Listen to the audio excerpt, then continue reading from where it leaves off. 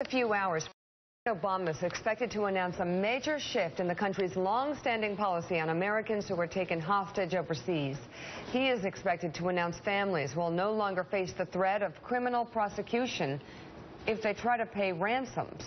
President Obama is also expected to establish a new office that will communicate with both hostages' families and the government, called the Hostage Recovery Fusion Cell. The change comes after several American hostages were killed by ISIS, and families, including that of James Foley, complained of conflicting information from the White House.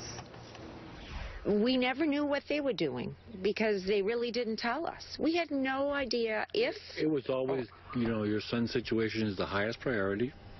We're doing everything we possibly can, but we can't tell you. We couldn't do nothing, if they weren't going to rescue them, they couldn't get them home.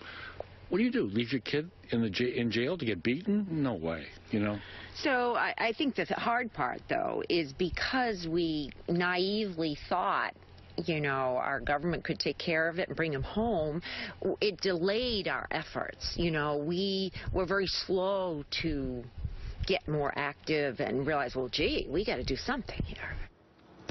The White House also faced criticism last summer for exchanging 5 Taliban detainees at Gitmo for Bo Bergdahl, who has since been charged with desertion. So obviously, definitely some conflicts. So many conflicts there. So hard and for the families are so frustrated.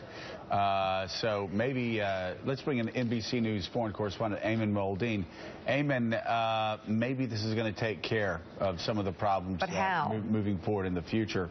But how are they really going to be involved with this? Yeah, I think the question set is going to come with time and actions. Those are the words of actually one of the family relatives who's quoted as saying it's not just going to be about the findings of this hostage review, but what actions the U.S. government takes forward. I think you're going to have a situation where there are still a lot of questions to be answered. Yes, on one hand, it's good the government's going to try to streamline the communication it has with family members. But at the same time, it also raises a lot of questions about, well, once the actual hostage negotiations begin, to what extent is the American government involved? Could there be a point of contact between the American government and, let's say, terrorist organizations who are demanding this ransom? Would the United States have to negotiate with enemies, or perhaps even through intermediaries that the United States does not necessarily look down upon favorably? So I think there are still a lot of questions. I think it's going to depend on how it's implemented. But certainly for the family members who have been complaining that they were getting mixed signals from the U.S. government over the course of their respective kidnappings, I think this is going to be seen as a true test in the coming weeks and months. And hopefully it won't ever happen. But certainly,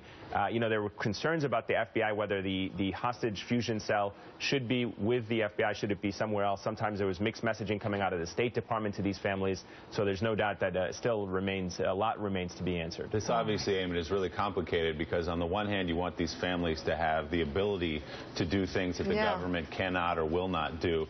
But also, does this in some ways encourage hostage takers because they know one way or another they're probably going to get their money from someone if it's not the U.S. government? Well, what we've seen in the past in terms, and there is some empirical evidence for this, given the fact that Europeans who have been long paying ransoms do not necessarily report an uptick of Europeans being kidnapped. Now, obviously, every situation is different, but there are European journalists that are operating in many of these areas and aid workers, and they don't necessarily, purely statistically speaking, report that there's an uptick because they pay ransoms. In fact, there is more evidence to suggest that sometimes these opportunistic kidnappings in which people kidnap individuals at a low level, they ultimately sell them up to these terrorist organizations. It may not necessarily be ISIS or Al-Qaeda who kidnaps the individuals, but because it's such a lucrative, they are then falling into the hands of politically motivated groups where they could be returned back to their families if the countries and perhaps individuals are willing to pay ransoms. All right, Ayman.